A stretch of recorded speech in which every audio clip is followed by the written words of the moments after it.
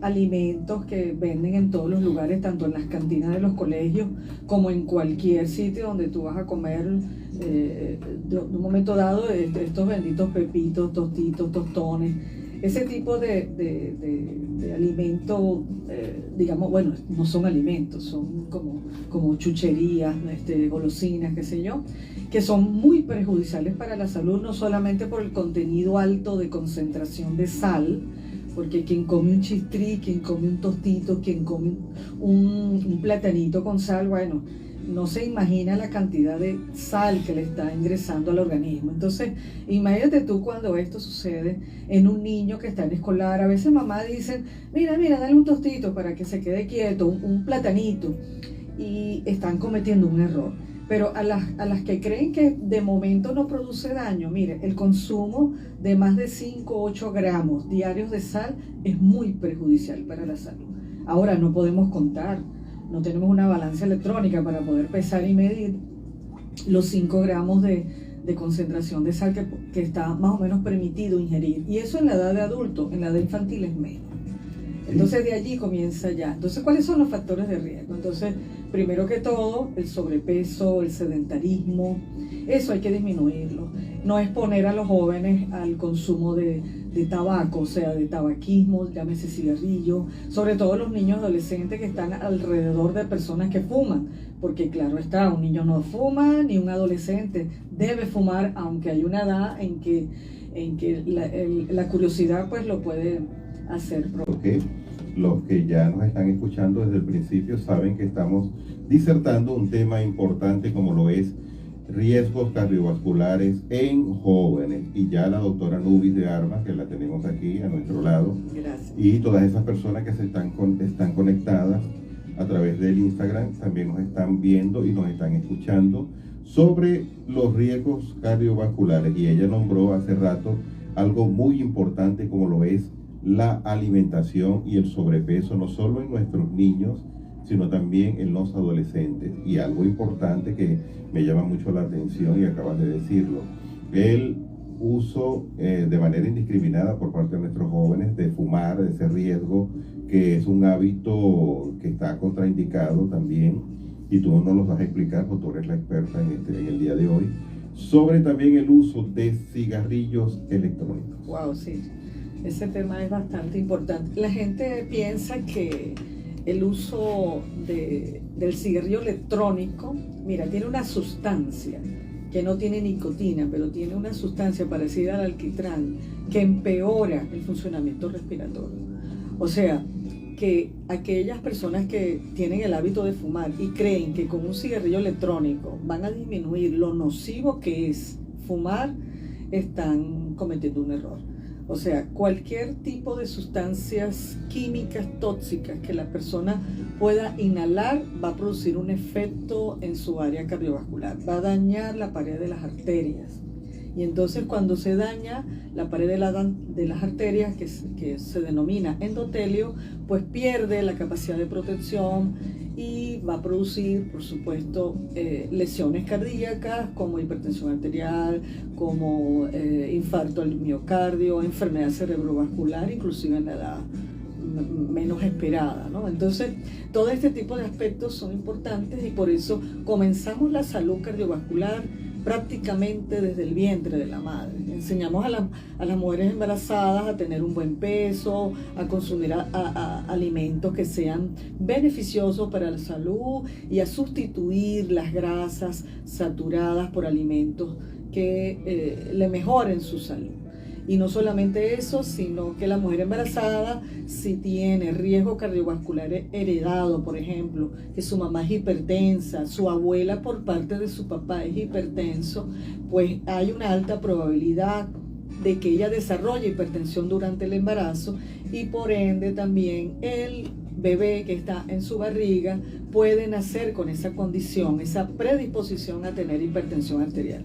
Entonces, a veces hablamos de varios factores de riesgo. Entonces, el primer factor de riesgo a nivel mundial es la hipertensión arterial.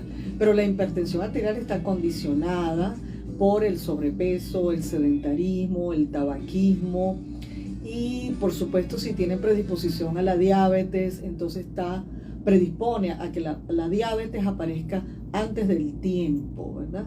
Porque son enfermedades, las hereditarias se pueden ya empezar a padecer después de los 40 años, pero tenemos jóvenes que ya están hipertensos. Últimamente estamos manejando pacientes entre 23, 25, 26 años que tienen casi 200 de presión arterial, y eso significa que es un factor de riesgo importante para tener enfermedad cerebrovascular, para tener ACV con déficit motor que le va a poder proporcionar una discapacidad. Entonces el objetivo prácticamente es mejorar la salud cardiovascular tanto de la madre embarazada como del niño, del adolescente y del adulto joven, o sea, de los jóvenes.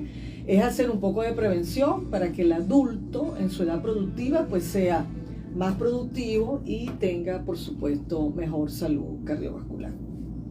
Oye, de verdad que esto es un asunto que vale la pena hasta repetirlo, porque de modo que todas estas situaciones, estos riesgos que conllevan al joven, al adulto también, pero básicamente el tema es sobre jóvenes que tienen riesgo cardiovascular y ellos no saben ni siquiera lo dañino que son estos factores de riesgo, tanto la obesidad, como tú has dicho también, la parte de los vicios, el consumo de drogas, y ahora los energizantes que están muy de moda, que más adelante también nos vas a disertar al respecto.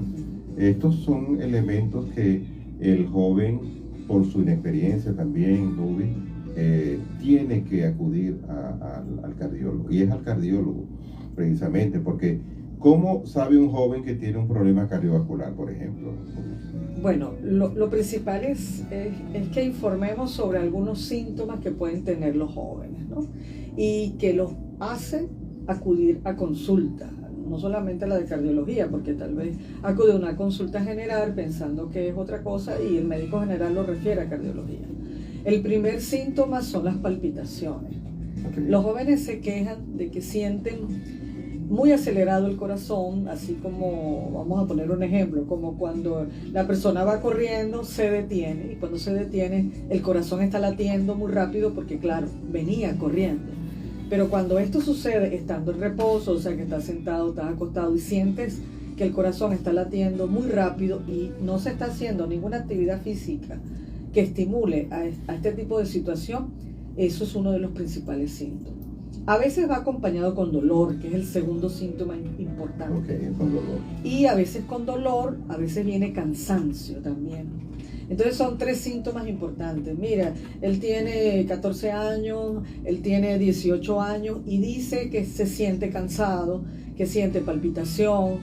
Y entonces empezamos a estudiar al joven, ¿verdad? Le tomamos sus signos, le preguntábamos en qué condiciones aparecen estos síntomas y después de eso pues lo examinamos, medimos su presión arterial. La presión arterial, cuando la medimos, hacemos una medición correcta con todos los pasos pertinentes a la técnica de medición de presión arterial y lo clasificamos según la edad y según su talla y su peso. ¿Verdad? Importante. Entonces, los niños tienen una clasificación según la edad, que eso está en todas las redes de comunicación en la salud, pues están las tablas que se clasifican, y antes existía la clasificación por el percentil 95. Entonces, cuando los jóvenes tienen una cifra de presión arterial, los clasificamos por talla y peso y edad, y lo llevamos a las tablas, y se salen del área donde debe de estar normal, entonces comenzamos a decir que este paciente está presentando cifras de presión arterial alta. Después de eso, entonces su peso, ¿verdad? Empezamos a evaluar el peso y vemos que el joven, según su talla, tiene un sobrepeso, según la edad y talla, tiene más kilos de los que debería tener, entonces ya se van sumando factores de riesgo. Y si después entonces le solicitamos exámenes de laboratorio para saber cómo está su hemoglobina, para ver cómo está su colesterol total y su colesterol fraccionado, y entonces nos damos cuenta que tiene el colesterol un poco elevado porque está haciendo una dieta que no es favorable, que está comiendo muchas golosinas, que está comiendo muchos carbohidratos, muchos alimentos que tienen una gran cantidad de azúcar blanca, y entonces en ese sentido empezamos a hacer el tratamiento. el primer tratamiento, por supuesto, es la dieta y asumir las recomendaciones.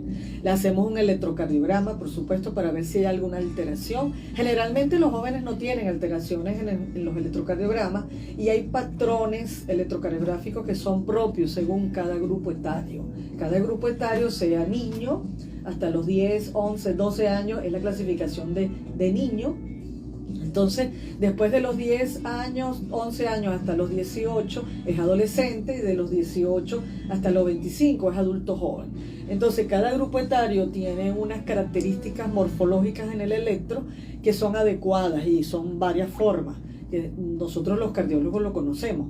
Entonces los empezamos a clasificar y empezamos a dar recomendaciones y los citamos para que cumplan esas recomendaciones y cuando lo volvemos a evaluar debe de haber mejorado. ¿Para qué? Para después entonces decidir si amerita un tratamiento farmacológico, ¿no? Así es. ¿Qué es lo que tenemos que hacer? Hay jóvenes que tienen 14 años que ameritan tratamientos farmacológicos porque tienen el colesterol muy elevado o porque tienen una presión arterial muy elevada. Generalmente estos jóvenes tienen su papá y su mamá tienen hipertensión arterial o tienen diabetes o tienen, a veces la obesidad se ha hablado que tiene un factor genético, pero yo digo que el factor genético de la obesidad es adquirir los malos hábitos alimentarios. O sea, cuando tú creces en una familia donde los hábitos alimentarios no son muy satisfactorios, no son muy adecuados, pues el joven crece en un medio ambiente donde se come mucho carbohidrato, muchas azúcares blancas, muchos dulces, y entonces eso va a estimular a que ese factor genético pueda aparecer en un momento dado, que es lo que tenemos que enseñarles a todas las madres, ¿no? A que tengan cuidado con eso. Y hablando de los jóvenes en la edad fértil, de la mujer que está embarazada, que tiene una familia que tiene hipertensión arterial, es muy probable que desarrolle hipertensión arterial a pesar de que no tenga sobrepeso, ¿no? Epa, qué dato tan importante. Y eso es muy importante porque casi del 3 al 10% de las mujeres embarazadas puede tener hipertensión arterial. Entonces de ahí es muy importante que desde que se sabe la mujer joven que está embarazada debe de acudir al ginecólogo para iniciar su control prenatal. Este médico ginecólogo, por supuesto, va a tomar cifras de presión arterial, la va a clasificar y si tiene una hipertensión arterial la va a enviar al cardiólogo. Nosotros en cardiología la vamos a evaluar, le vamos a hacer su electrocardiograma y vamos a manejar junto con el ginecólogo esa presión arterial que se está elevando. ¿Y para qué? Para que entonces ese bebé que se está formando crezca con un buen tamaño, con un buen peso y ella disminuye su riesgo a tener una preeclampsia, una eclampsia o un síndrome de Gel, que son 3 enfermedades que son de cuidado en la mujer embarazada. O sea, fíjate todo lo que nosotros debemos de tomar en cuenta en los pacientes jóvenes que pueden tener riesgo cardiovascular. La mujer embarazada joven que tiene, por ejemplo, 21 años, que tiene una presión arterial superior a los 130, 90, y yo diría superior a los 120, 80, porque no hay que esperar a que tenga 140. Ya esa joven hay que educarla desde el punto de vista de salud, de su alimentación, que disminuya la cantidad de sal, que no trate de aumentar mucho de peso, para que eso se vaya controlando. La tenemos que medicar y la vamos vigilando muy de cerca para lograr que su bebé nazca fortalecido, que nazca con salud y que pueda entonces desarrollarse muy bien en el vientre de su mamá. Entonces estos son aspectos muy importantes que entre ginecología y nosotros los cardiólogos vamos llevando. Entonces vamos viendo cómo va funcionando el riñón, porque por ejemplo la hipertensión arterial daña el funcionamiento renal, y en la embarazada puede haber inclusive enfermedad cerebrovascular que al final del embarazo puede producirle trombosis o infartos cerebrales que van a limitar entonces ya su vida y su vida materna, ¿no?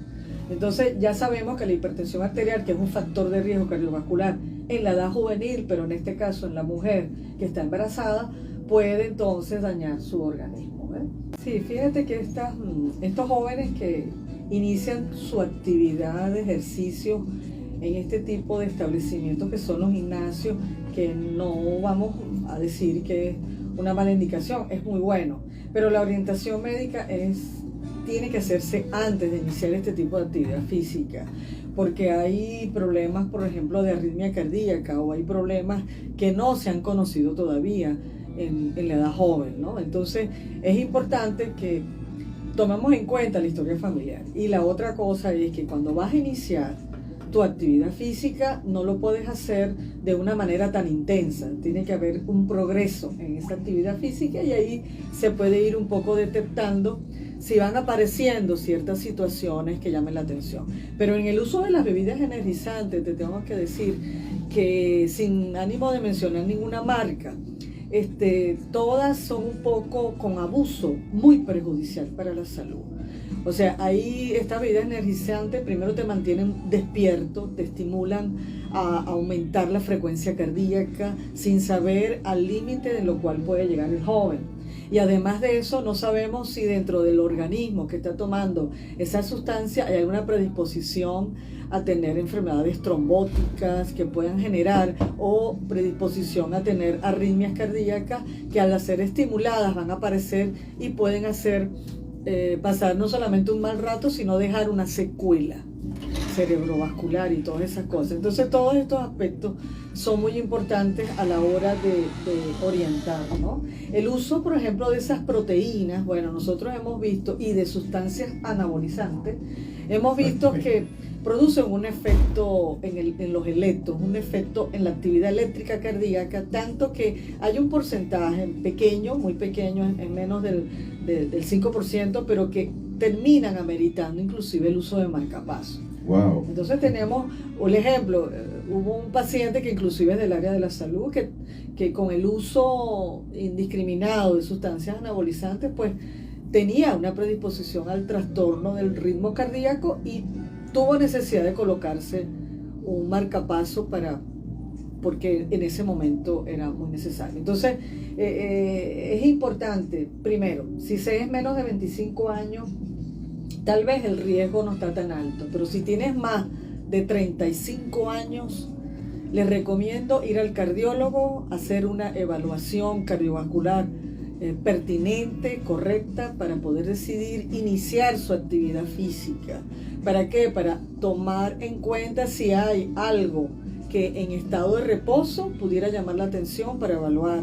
Y al comenzar la actividad física se debe comenzar progresivo, o sea, poco a poco, lento, no tan intensa, y el organismo se puede ir adaptando al ejercicio, y después que se adapta al ejercicio se va condicionando. Porque hay una cosa muy folclórica que yo siempre menciono, que es: nadie arranca ni la bicicleta, ni la moto, y mucho menos un carro a 100 kilómetros por hora. O sea, usted aumenta la velocidad, usted se monta en la bicicleta y usted poco a poco y va pedaleando hasta que llega a un ritmo que usted se logra sentir bien. Asimismo, a la hora de hacer ejercicio, y hay ejercicios que estimulan la actividad cardíaca, lo que llaman ejercicios cardiovasculares, que hay que tener cuidado si no se sabe si se tiene un problema cardíaco que todavía no ha dado síntomas, y entonces al estimularlos comienzan a aparecer. Entonces es importante hacerse una evaluación. Yo comprendo que la actividad física está recomendada porque uno de los factores de riesgo es el sedentarismo. ¿Y cómo contrarrestamos el sedentarismo? Cuando iniciamos nuestra actividad física. Pero para iniciar la actividad física tenemos que mirar un poco atrás, valorar quiénes son nuestros padres, si tienen hipertensión, diabetes, trastorno del ritmo cardíaco, porque nosotros podemos heredar parte de eso. E ir al médico para hacer una revisión, ¿verdad?, de este aspecto, para poder iniciar con un poquito más de seguridad la actividad física.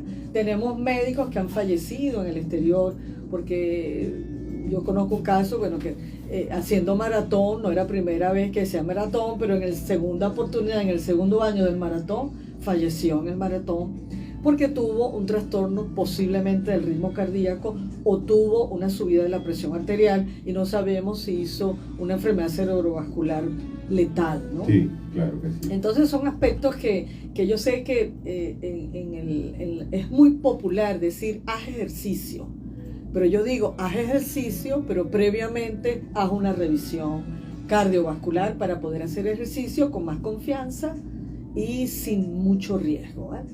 Claro que sí. Entonces la evaluación cardiovascular después de los 20, 30 años es obligatoria, porque no sabemos que podemos ¿Con qué nos podemos conseguir desde el punto de vista cardíaco? Yo diría que conveniente. Conveniente. Es claro que sí. conveniente, es conveniente. Sin duda alguna, porque nosotros no sabemos en qué condición podemos estar, y la hipertensión arterial, que es silenciosa, a veces no tiene ningún síntoma. Correcto. Y esto puede provocar cualquier tipo de desenlace desde el punto de vista cerebrovascular o de cualquier otra índole.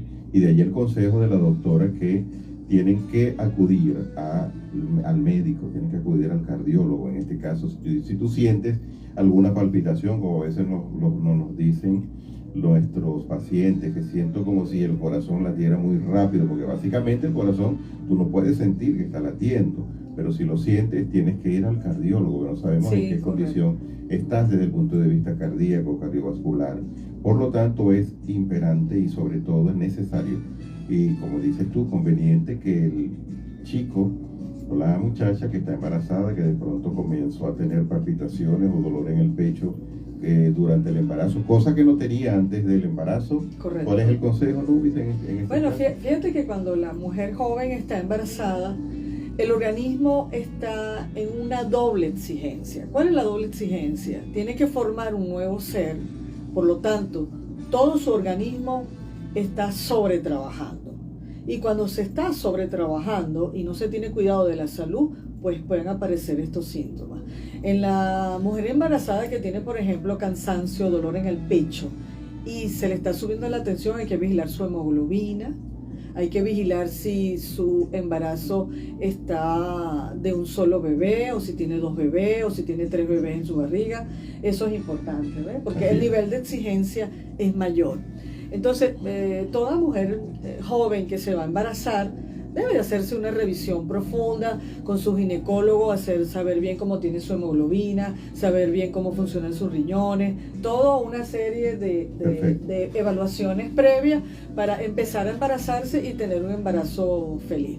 Y en los jóvenes, fíjate tú que si una muchacha de 19 años sale embarazada, pero resulta ser que esta muchacha presentaba en la edad infantil palpitación, cansancio, a veces dolor en el pecho, y fue llevada, por ejemplo, al cardiólogo, y el cardiólogo le diagnosticó prolapso de la válvula mitral, que es una enfermedad muy frecuente. No es una enfermedad, es una variante. Es una variante que está presente en los corazones de muchos jóvenes, donde la válvula mitral ella se mete un poquito a la aurícula cuando está contrayéndose el corazón. Y para no hacer mucha explicación de la parte técnica, bueno, todo el mundo le sabe, mira, es que yo tengo prolapso de la válvula mitral. Bueno, el prolapso de la válvula mitral tiene asociado una serie de síntomas y se habla entonces no solamente del prolapso, sino de un síndrome que tiene signos y síntomas que acompañan este prolapso de la válvula mitral. Así es. Que son palpitaciones, cansancio, a veces dolor en el pecho, a veces dolor de cabeza, y no está asociada a alguna situación que esté haciendo la persona, ¿no? el joven. Entonces, el prolapso de la válvula mitral, nosotros le ponemos alguna vez algún tratamiento, no directo, porque no tiene un tratamiento directo, pero sí le tratamos los síntomas, tratamos la palpitación, tratamos el dolor, le explicamos, lo asociamos a veces con el desarrollo físico del niño cuando pasa la adolescencia, que también influye, porque cuando se tiene prolapso de la válvula mitral y esté diagnosticado en la adolescencia, eso lo tiene desde la edad infantil. Así es. Pero entonces cuando va desarrollándose el organismo, que van pasando de niño a adolescente, ya la niña entonces tiene su primera menstruación, ya el joven ya se está transformando su cuerpo a ser a un futuro hombre, y entonces ya todos esos aspectos hormonales van a influenciar y van a aparecer los síntomas, ¿no? Sí. Entonces eso es importante. Entonces si esa joven que tiene prolapso de la válvula mitral llega al embarazo en edad, por ejemplo, menor de los 20 años, pues puede acentuar estos síntomas. Entonces nosotros los cardiólogos pues lo que hacemos es acompañar en su tratamiento, recomendaciones para que se sienta bien y entonces desarrolle un embarazo normal.